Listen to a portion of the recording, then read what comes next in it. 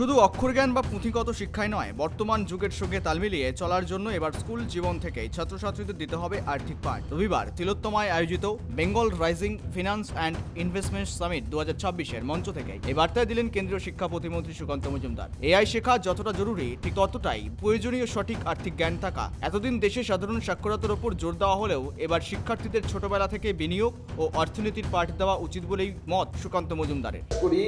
School level থেকে financial literacy পড়ানো উচিত, স্কুলের সিলেবাসে আসা উচিত।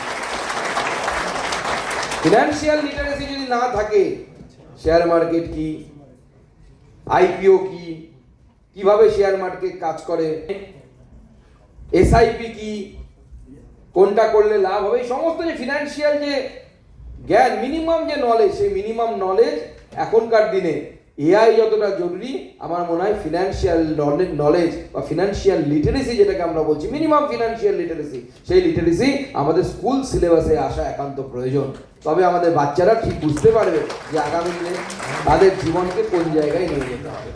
কেন্দ্রীয় শিক্ষা প্রতিমন্ত্রীর এই দূরদর্শী ভাবনাকে আন্তরিকভাবে স্বাগত জানিয়েছেন এদিনের সম্মেলনের উদ্যোক্তা সংস্থা স্কুল অফ ডে ট্রেডার্স এর প্রতিষ্ঠাতা ভোলানাথ দাস। সাংসদ খগেন মুর্মুর উপস্থিতিতে এদিনের সামিটে হাজির ছিলেন সেবি নিবন্ধিত পেশাদার, প্রবীণ বিনিয়োগকারী এবং কর্পোরেট জগতের প্রায় 200-রও বেশি প্রতিনিধি। একজন ছাত্রের ফাইন্যান্সিয়াল স্কিল যদি তার স্কুল লেভেল থেকে তৈরি না হয়, তাহলে পরবর্তীতে তার এই হ্যাবিটটা থাকে না। ভারতবর্ষের সেবি বলছে যে অনলি 23% মানুষের এই ফাইন্যান্সিয়াল এডুকেশন আছে, তার মধ্যে বাংলা আরো পিছিয়ে রয়েছে।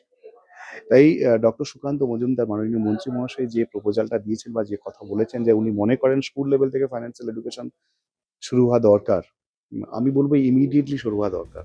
সারাদিনব্যাপী এই সম্মেলনের আর্থিক পরিকল্পনা, ঝুঁকি ব্যবস্থাপনা এবং বর্তমান বাজার পরিস্থিতি নিয়ে একাধিক প্যানেল আলোচনার আয়োজন করা হয়। সেখানে অন্ধভাবে টাকা না খাটিয়ে বুঝে এবং জেনে তথ্যভিত্তিক বিনিয়োগের ওপর জোর দেন বিশেষজ্ঞরা। Bureau report, KTV Bangla.